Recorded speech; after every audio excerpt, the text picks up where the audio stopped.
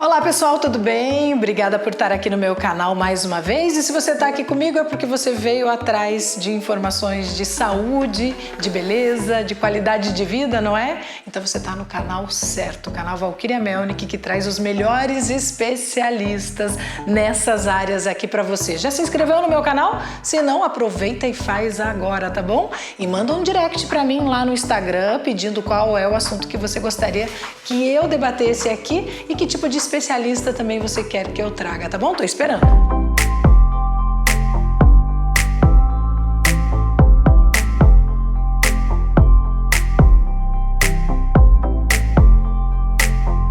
Eu estou aqui com a psicóloga Mônica Prado Braz. Seja bem-vinda, Mônica. Obrigada, Valquíria. Obrigada por ter vindo aqui no nosso canal hoje. A Mônica, ela é especialista quando o assunto é criança, né? Assuntos relacionados aí a esse universo infantil, a psicologia infantil.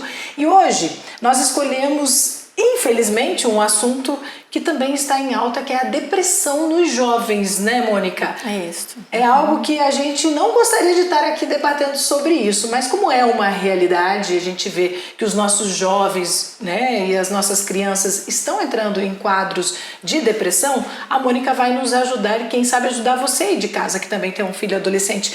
Ô Mônica, quais seriam, né, os fatores que estão levando essas crianças tão jovens a já entrarem em crise de depressão? O que está acontecendo? Veja, de modo geral, de alguns anos para cá, a gente vê um índice crescente de cada vez mais pessoas, inclusive crianças e adolescentes com quadros de ansiedade e depressão. Com relação à depressão especificamente, existem estudos que mostram, né, uma hereditariedade que às vezes contribui para que essas outras gerações possam desenvolver a doença. E há estudos que não necessariamente confirmam isso, né? Mas de modo geral a gente sabe que a gente vive um momento em que as pessoas têm tido muito quadro de depressão, inclusive crianças e adolescentes, como eu disse. Agora, as causas, elas se divergem bastante, né? A gente olha muito para o momento que a gente vive agora. Então, a gente convive com muita tecnologia, a gente vive um momento muito ansiógeno, é tudo muito para agora.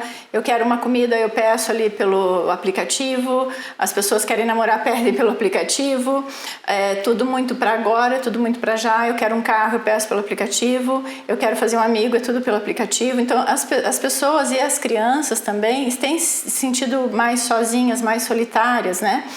Não tem mais aquela coisa de 4, 5 crianças brincarem na mesma rua, no mesmo quintal, no mesmo prédio. Poucas situações a gente vê isso, né?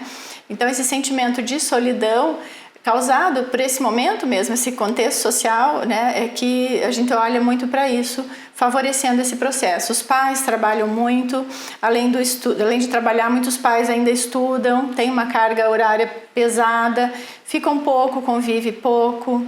Então esse mundo moderno, na verdade, acaba favorecendo isso, Exatamente. Mônica. A gente vive um momento muito ansiógeno, né? Que é, como eu disse, e aí isso tem contribuído de forma muito importante para esses quadros de depressão, né? Segundo os estudos e as coisas que a gente tem observado aí. Ô Mônica, então você acha que a família estando ausente, assim, justamente por essa vida moderna, acaba que essa educação acaba sendo terceirizada muitas vezes, a escola acaba assumindo um papel que não é dela também nessa questão? Sim. A gente vive um momento em que os papéis precisam ser mais bem definidos, sabe?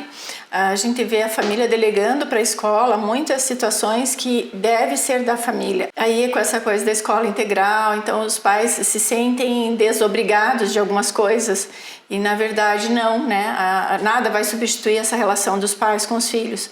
Então, favorece, né, lógico, assim, por exemplo, que a criança fique melhor, ela é mais bem atendida ou tem mais atividades, uma diversidade de atividades, por exemplo, na escola integral do que se ela ficar sozinha em casa, que aí ficaria muito nos eletrônicos, né, e redes sociais, às vezes com um tempo ilimitado, né, então a gente tem que cuidar com isso também.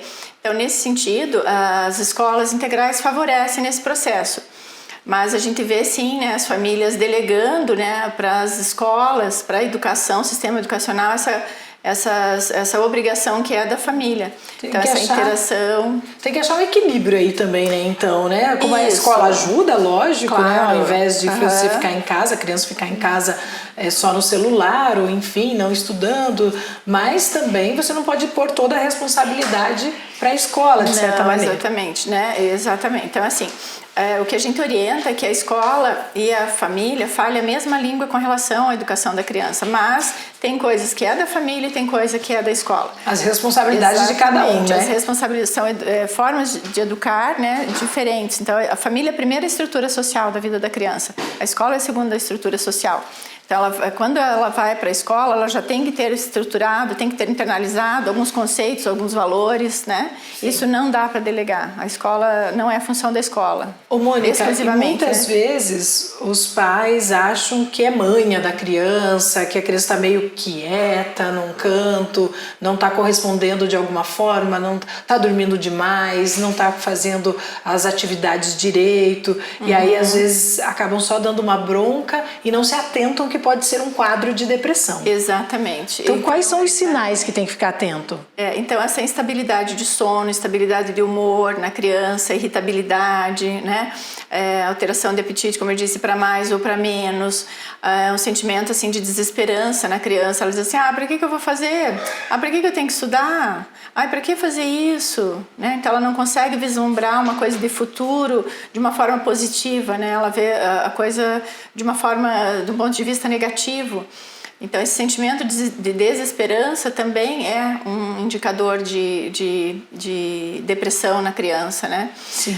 A gente vê crianças pequenas já com sinais, né, de tristeza. Não é uma tristeza porque ela não ganhou um brinquedo. É uma tristeza mais acentuada de distanciamento social, de querer ficar cada vez mais sozinha, de não curtir muito as brincadeiras com as outras crianças.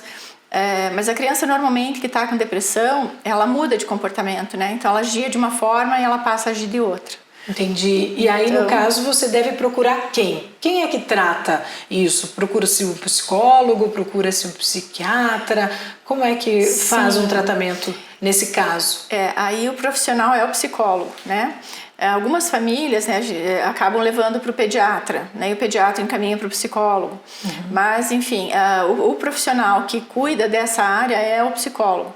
Alguns casos precisa da medicação, né, e aí associa-se o tratamento com a psiquiatria. Então, é o psiquiatra e o psicólogo que vão fazer esse trabalho com a criança e orientar a família no sentido de favorecer esse processo de melhora da criança, né, da criança ou do adolescente.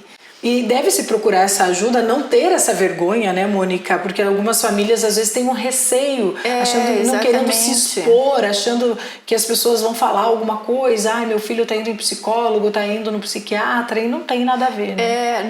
Isso, né, como eu disse, infelizmente isso tem sido muito comum, né? Cada vez mais pessoas têm depressão, inclusive crianças e adolescentes. Então, o que a gente vê, assim, alguns pais eles se sentem invalidados na situação de pais, né? Com essa coisa de, não fui um bom pai. Então, isso não vai ajudar, não vai favorecer, né? A gente tem que ver o que está funcionando na vida daquela criança e o que não está funcionando, né? E aí, para a gente orientar a família e a coisa fluir bem. Sim. Mas alguns pais têm esse receio, demoram muito para procurar, né? Porque pensam que ele está falhando como pai, então ele tenta melhorar, tenta fazer muitas coisas.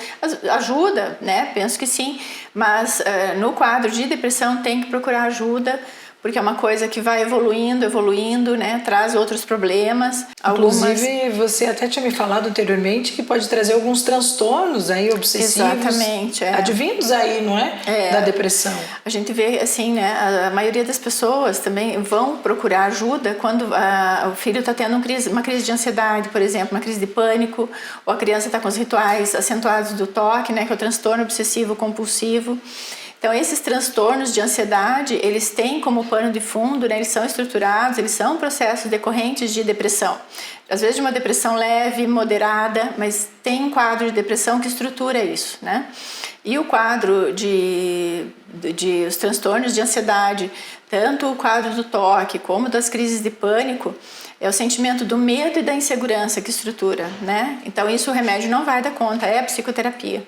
Então, Valquíria, é importante a gente lembrar também que a gente está diante de uma geração que eles são mais sensíveis emocionalmente falando.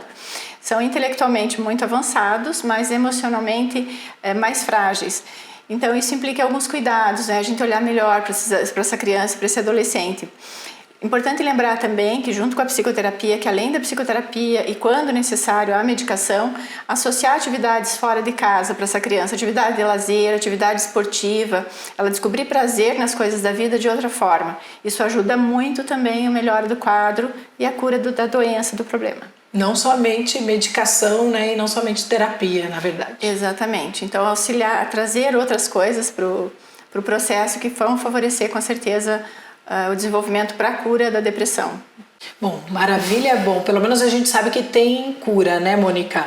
Tem tratamento, sim. Pelo menos, tem como se reequilibrar, é ou não é? Sim, tem sim. Basta é importante procurar ajuda. O quanto antes melhor, menos tempo a criança fica em terapia, se precisar de medicamento, menos tempo de medicamento. Então tudo que você procura antes, melhor, né? E a criança entra no sofrimento psíquico muito grande, porque a gente vive um momento na minha cultura que as pessoas não validam, né, a fala das crianças. E como você falou, a mãe, não sei o quê, colocam outros problemas que não necessariamente vão ajudar a enxergar que a criança está com depressão, né? Sim, bom, e aí fica o nosso papel, né, como pais, essa responsabilidade, portanto, de estar atento aos sinais que os nossos filhos possam estar apresentando, e não só nós como pais, mas também a família em geral, a escola. Se você perceber algum desses sinais, né, lógico, procure ajuda, converse com os pais, com os médicos, enfim, para que a gente não possa ter aí casos depressivos que podem levar até o suicídio, como a gente tem visto, né, Mônica? Infelizmente. Mônica, muito obrigada, viu, por essa entrevista aqui. Eu acho que você realmente aqui vai ajudar muitas famílias e, claro, vai voltar mais vezes para falar sobre sim, estou à disposição. Diversos assuntos, né? Obrigada, Mônica. Por nada, obrigada a você. Pessoal, espero que vocês tenham gostado desse vídeo, né? Afinal de contas, informação é sempre muito bom. Infelizmente, estávamos aqui falando da depressão, que é uma realidade, mas com informação é possível sim você se precaver aí, é ou não é? Gostou dessa informação aqui? Então escreve aqui nos comentários e pede também o vídeo que você gostaria de estar aqui no meu canal. Qual seria o próximo assunto, hein? Eu quero saber de você. Obrigada pela companhia, até o próximo. Tchau, tchau!